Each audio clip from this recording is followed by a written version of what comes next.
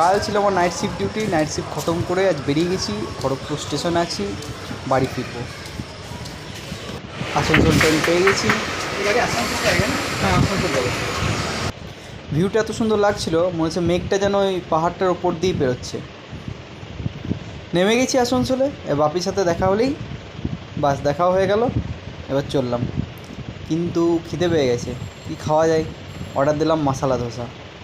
ধোসাটা যা করেছিল না, দারুণ করেছিল। এই যে আমি খেতে শুরু করে দিয়েছি, বাপি কিন্তু রেখেছে ভিডিও বানাবো, সেই জন্য ধোসা একটু খাইনি। আর ভিডিওটা বানা। বাড়ি পৌঁছে গেলাম,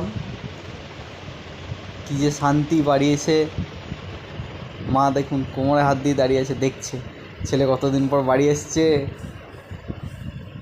খাবারে কী কী হয়েছে বলো? ভাত, ডাল, কুমড়োর তরকারি, মাছের ঝোল।